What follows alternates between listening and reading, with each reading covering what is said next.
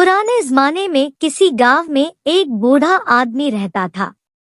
उसकी शादी को 20 साल हो गए थे, पर वह औलाद की दौलत से महरूम था।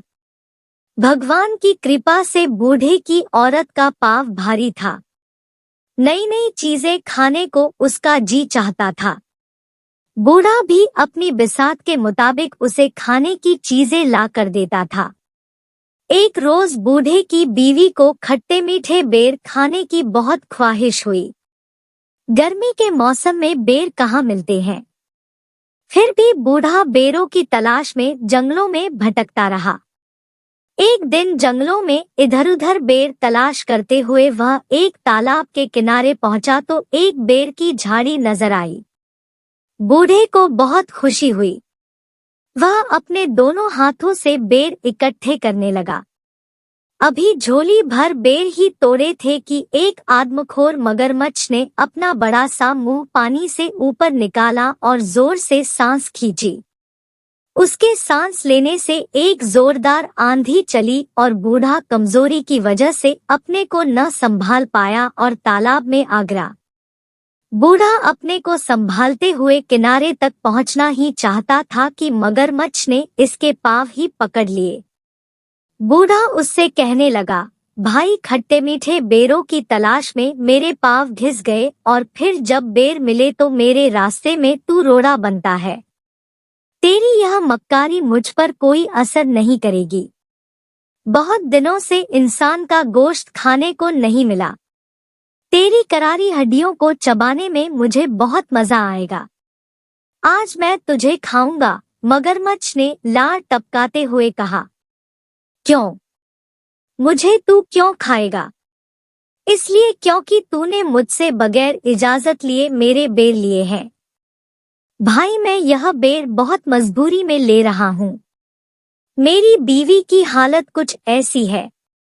मैं और मेरी बीवी अब और ज्यादा इंतजार नहीं कर सकते। बूढ़े की बात सुनकर मगरमच्छ समझ गया। ओ, अगर यह बात है तो मैं तुझे नहीं खाऊंगा। तू अपनी राह ले, लेकिन मेरी एक शर्त है। क्या शर्त है? बूढ़े ने पूछा। अगर लड़का होगा तो तेरा और लड़की हुई तो मेरी।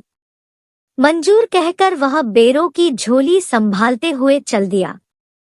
वह अपने दिल में सोचने लगा कि मगरमच्छ उसे फिर कहाँ मिलेगा, और अगर उसके यहाँ लड़का पैदा हुआ तो फिर तो परेशानी की कोई बात ही नहीं। बूढ़ा अपनी बीवी की आव भगत में कोई कमी नहीं करता था। दिन पर लगाकर उड़ते रहे और एक दिन बूढ़े के घर एक खूबसूरत और बहुत तंदुरुस्त लड़की पैदा हुई। बच्ची को देखकर उसे मगरमच्छ की बात याद आई तो वह कांप उठा। लड़की का रंग गुलाब के फूल की तरह था। उसकी आंखें हीरो की तरह चमकदार थी। वह परियों की तरह हसीन और मासूम थी। ऐसी मन्नतों और मुरादों की लड़की मगरमच्छ के पेट में जाए, यह सोचकर बूढ़ा दुख से कांपने लगा। उसने सोचा कि अब वह कभी तालाब के किनारे नहीं जाएगा। बारिश का मौसम आया और नदी में बाढ़ आ गई। मगरमच्छ पानी में बहकर तालाब से निकलकर खेत में आ गया। अब उसे आसानी से शिकार मिलने लगा। एक दिन बूढ़ा खेत से सब्जी तोड़कर ला रहा था तो रास्ते में मगरमच्छ ने उसे रोककर सवाल किया। क्यों बे बुड्ढे, मुझसे छुपता क्यों है? तू मुझसे छुपकर कहाँ भागेगा? सीधी तरह बता, तेरे यहाँ लड़की हुई या लड़का? लड़की हुई है, बूढ़े ने सहमी हुई आवाज में कहा। तो फिर वह मेरी है। मेरी अमानत को अब तक तूने अपने पास क्यों रखा है? क्या तू अमानत में ख़यानत करना चाहता है? इतनी छोटी बच्ची को तुझे कैसे दे दूं? बूढ़े ने कहा। 14 साल पहले तूने मुझसे वादा किया था। क्या वह अब भी बच्ची है? तू बाप की नजर से देखता है, वह अगर बूढ़ी भी हो जाएगी तब भी वह बच्ची ही रहेगी। तू मुझे अब और बेवकूफ नहीं बना सकता। मैं तुझे चैन से रहने नहीं दूंगा। देख, अगर तूने लड़की को कल ही लाकर मुझे नहीं दिया तो मैं तुम तीनों को एक एक कर खत्म कर दूंगा, मगरमच्छ ने कहा।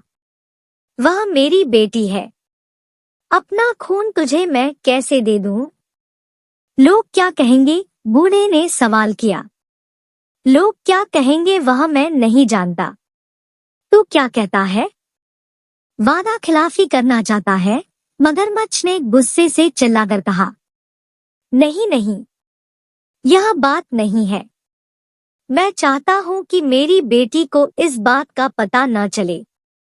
और बूढ़ा कहते कहते रुक गया। तू क्या चाहता है बोल, मगरमच्छ ने कहा। मेरी लड़की को कमल का फूल बहुत पसंद है।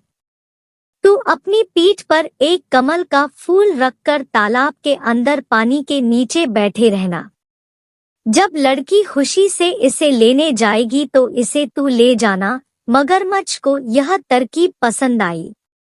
दूसरे दिन जब बूढ़े ने अपनी बीवी को बताया तो लड़की की मां परेशान हो गई। वह अपने आप को कोस रही थी कि क्यों उसने बेर खाने की ख्वाहिश की। आज उसकी बेटी मौत के मुंह में जा रही थी। भगवान उसे मौत क्यों नहीं देता? उसका दिल रो रहा था, लेकिन वह लड़की से कह रही थी, बेटी, कितने दिन हुए नानी के घर तू नहीं गई। वह तुझे याद कर रही है। तू आज अपने बाप के साथ नानी के घर जाएगी। 2 दिन रहकर वापस आ जाना। बूढ़े की बेटी मगरमच्छ को सामने देखकर घबरा गई और चीखने लगी, लेकिन उसकी चीख जंगल में गूंज कर रह गई, पर उसका बाप वापस नहीं आया।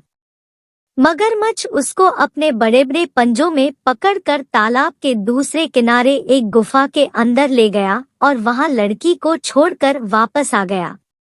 ननिहाल जाने की बात सुनकर बेटी को खुशी हुई। उसके लिए मामू का घर जन्नत से कुछ कम नहीं था। वहां की हर चीज उसे पसंद थी। वहां का चांद खूबसूरत था। वहां के फूल खूबसूरत और फल रसीले थे। नानी के घर जाने की खबर सुनकर वह खुशी से नए कपड़े पहनकर तैयार हो गई थी। बूढ़ा उसे लेकर जंगल और नाले पार करता हुआ उस तालाब के किनारे पहुंचा और बेटी को तालाब के किनारे बैठा कर बोला, बेटी तू यहाँ बैठी रह, मैं अभी आया। बूढ़ा चला गया लेकिन वापस नहीं आया। उधर बेटी को एक बेहद खूबसूरत कमल का फूल नजर आया। वह सोचने लगी कि इतना खूबसूरत कमल तालाब के बिल्कुल किनारे खिला है, लेकिन उसे अभी तक किसी ने हाथ नहीं लगाया। हो सकता है किसी की नजर उस पर न पड़ी हो। बूढ़े की बेटी धीरे से पानी के अंदर गई। कमल के फूल की तरफ हाथ बढ़ाते ही कमल थोड़ा आगे खिसक गया। लड़की डर कर अपने बाप को पुकारने लगी, घुटने पानी हुआ है बाबा। कमल खिसकता जाता है। वह फिर आगे बढ़ने लगी। कमल फिर से खिसक गया। लड़की चीख कर अपने बाप को पुकारने लगी, छाती पानी हुआ है बाबा। कमल खिसकता जाता है। बाप वहां होता तो जवाब देता। उसे डर लग रहा था। वह सोच रही थी कि वापस चली जाए। उसी वक्त बड़ी बड़ी लाल आंखों वाला मगरमच्छ मुंह खोले पानी की सतह पर दिखाई दिया। बूढ़े की बेटी मगरमच्छ को सामने देखकर घबरा गई और चीखने लगी, लेकिन उसकी चीख जंगल में गूंज कर रह गई, पर उसका बाप वापस नहीं आया। मगरमच्छ उसको अपने बड़े बड़े पंजों में पकड़कर तालाब के दूसरे किनारे एक गुफा के अंदर ले गया और वहां लड़की को छोड़कर वापस आ गया। लड़की की मासूमियत और खूबसूरती को देखकर उसे खाने का इरादा इस वक्त उसने छोड़ दिया। राहगीर जो तालाब में नहाने या पानी पीने आते थे, उन्हें वह पेट भरकर खाता और उस आदमी के पास खाने का जो सामान होता उसे लाकर इस लड़की को देता। लड़की इस गुफा में पड़ी रहती, पर मगरमच्छ के डर से वह कुछ बोलती नहीं थी। इस तरह दिन गुजरते गए। चारों तरफ इस तालाब का मगरमच्छ आदमखोर के नाम से मशहूर हो गया था। डर के मारे कोई राहगीर इस तालाब की तरफ नहीं आता था। मगरमच्छ भूख से बेकरार होने लगा। उसने तालाब की बड़ी बड़ी मछलियों को खाकर खत्म कर दिया। अब वह भूख के मारे मरने लगा। जंगल की गायत्री भेड़ भी वह भूख की शिद्दत में खा गया। अब उसके डर से वहां कोई जानवर भी पानी पीने नहीं आता था। जब उसे जोर की भूख सताने लगी तो वह बूढ़े की बेटी के करीब आकर उसे अपनी लाल और ललचाई आंखों से घूरने लगा। बूढ़े की बेटी समझ गई कि अब उसकी बारी थी, लेकिन मगरमच्छ ने उसे उस दिन नहीं खाया।